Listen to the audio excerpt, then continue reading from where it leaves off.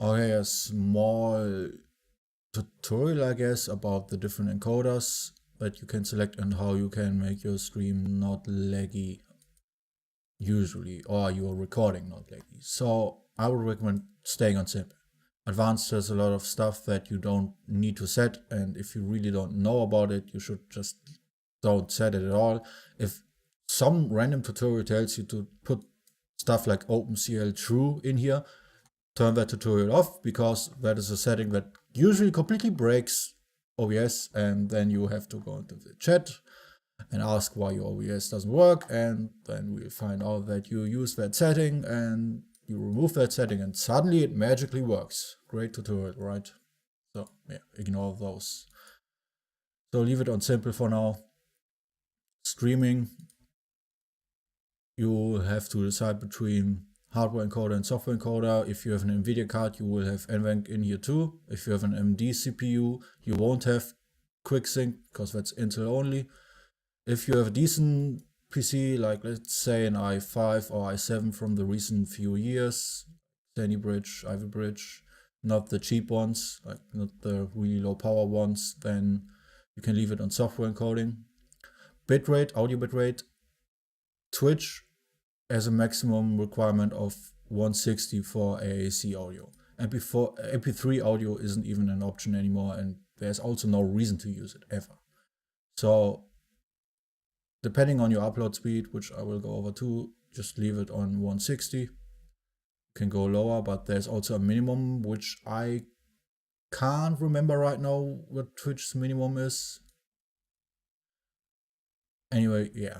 So if you have a really good CPU and you have a lot of spare CPU power, then, only then, you can go from very fast to faster. Maybe even fast.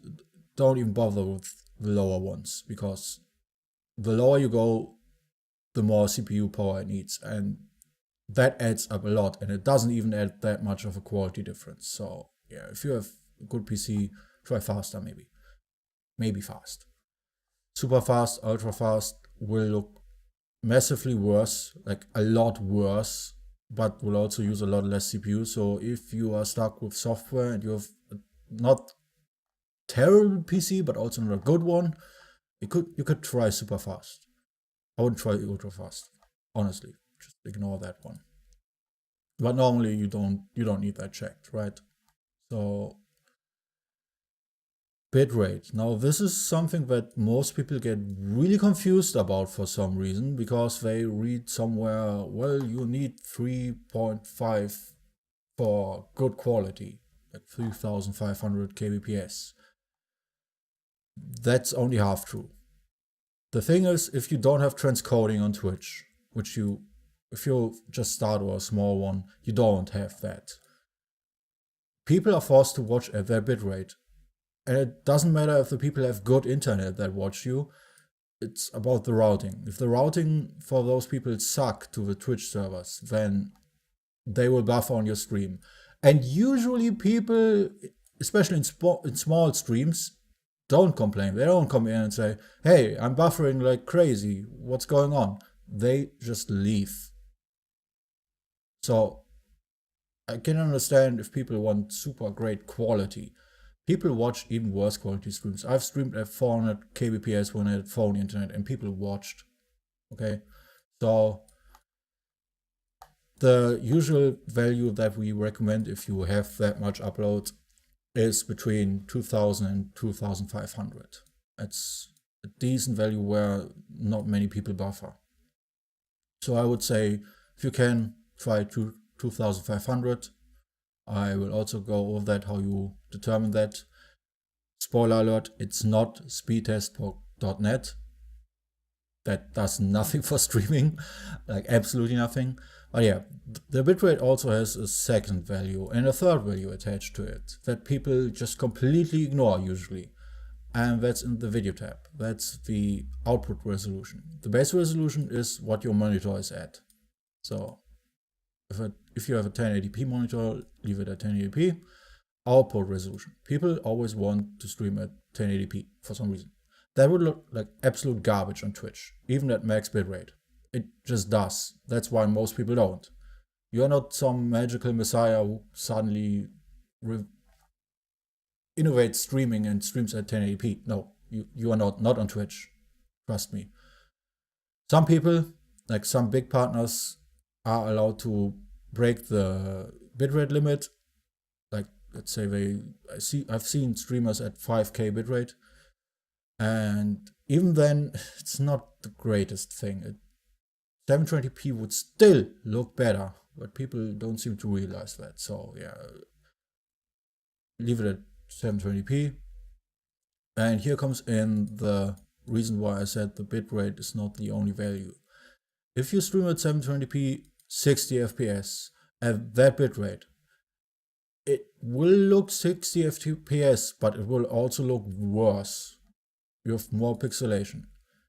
There's no problem. I stress that a lot, to go down a bit more. People sometimes don't even realize you do until they look it up. And if they really have to look up what you're streaming at to realize that you're not streaming at 720p, then there is no real difference, right? Like if they can't even tell by eye, then right? Do I have to say more? I don't even know what to say about that. There's no point to that. If you stream with less pixels, which is what you get with lowering your resolution, you have more bitrate per pixel. That will drastically improve your quality. So if you don't have much upload or don't have transcoding, you have to stream with lower settings.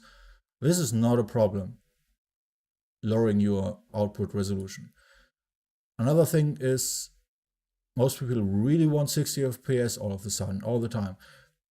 Between 30 and 60, that's double the CPU power and double the bitrate needed. Bitrate actually even more.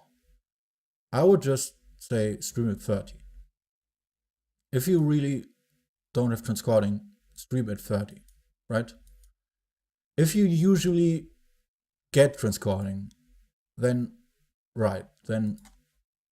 put this at 3500. It's just at 720p, and this at 60. That's fine. 3500 at these settings is still not optimal, but I mean, it looks fine for most people for the longest time. Downscale filter, leave it on Lanxess. There's no reason to change that. There's no like science behind this. Certain people think bicubic looks better. Certain people Lanxess. There is no like it's. I don't know how to say that, but no one has said this one is the best or this one's the best. People have different opinions. So if you want to research that, like try them out and look for yourself. The difference is really minimal too. So yeah.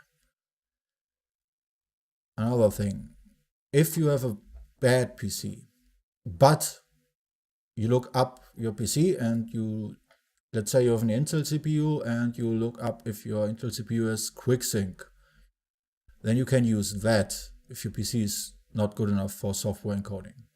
This will drastically decrease your quality. QuickSync needs a lot more bitrate to stay at the same quality as software encoding, but it also uses virtually no CPU. So if you're really stuck with that, you can stream with this. Once again, no reason to use the advanced settings.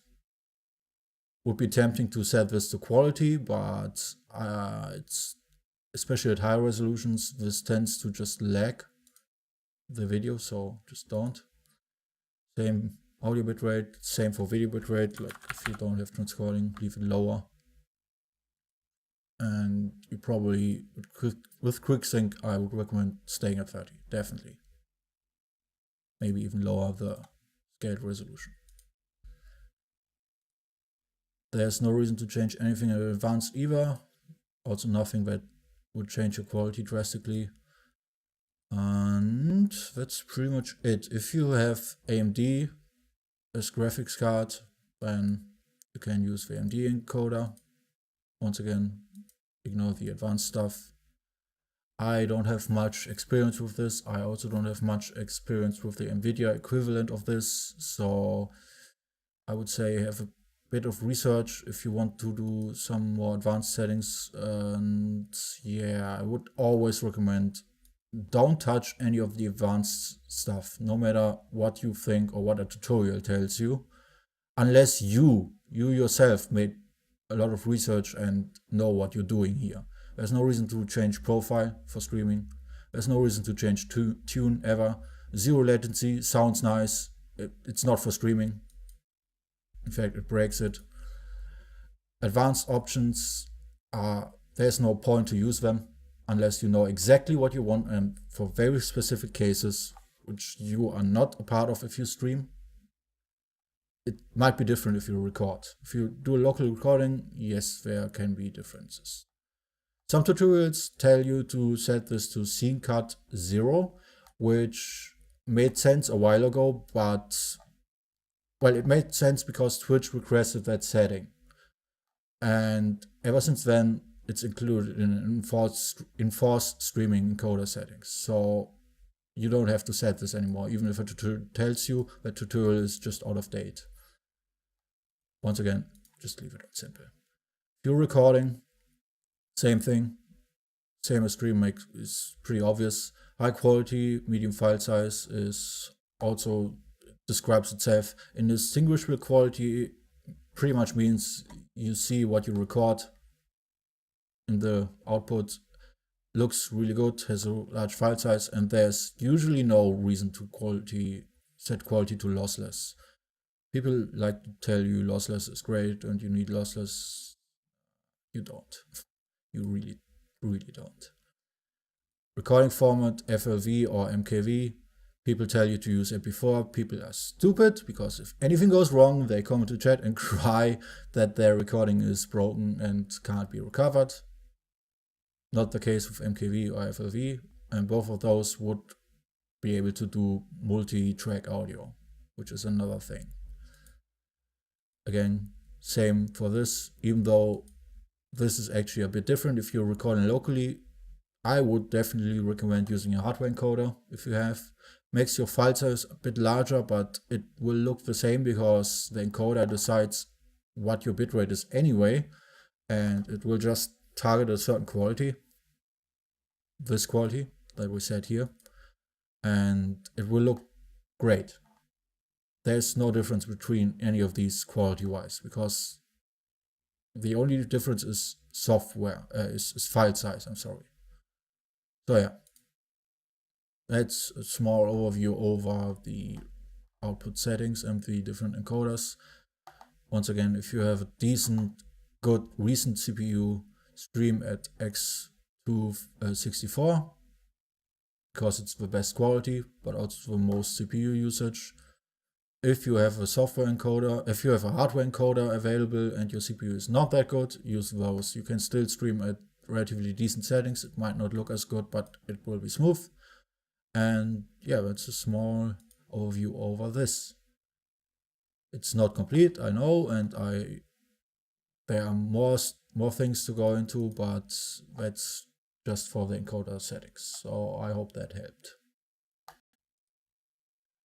And one last thing that I almost forgot before we stop this, I said speedtest.net is not the way to test your upload. Why is that? Because those only test your maximum available peak. For streaming, we obviously need a constant throughput. So it doesn't matter if you reach that bitrate once, you have to reach it the whole time for hours or however long you want to stream, right? So I would recommend to Google or on the OBS forums Twitch test. So that's a program, looks like this, and it tests your upload specifically to the Twitch servers.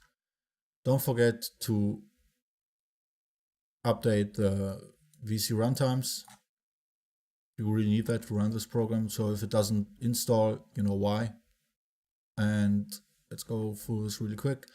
You enter your stream key, it's safe, don't worry. You enter it in OBS 2 and this, right? So there's a small thing here. you want to set the TCP window size to 64K and the test to medium. This is an old screenshot. There's another option here in the program itself that resembles mostly what you do with OBS. So uncheck everything else in the region you are not in and let the test run. So the values you get are obviously depending on your maximum upload speed. It won't go over this value because that's the max the thing will show. You don't need more anyway. And people tend to go for the highest bandwidth. That's actually not the value we want. It's quality. Higher quality is best. So 100 is the best possible. And everything under, let's say, 80, 70 to 80 is pretty bad, and you might even drop frames. So go for the highest quality, then the highest bitrate, bandwidth, and then the RTT. The RTT really does not matter that much. It's quality and then bitrate. So yeah, that's how you effectively test your upload to Twitch. Because normal speed tests don't give you your upload to Twitch. They give you the peak upload to a random place that you don't care about, right? So this will tell you your stable upload to Twitch.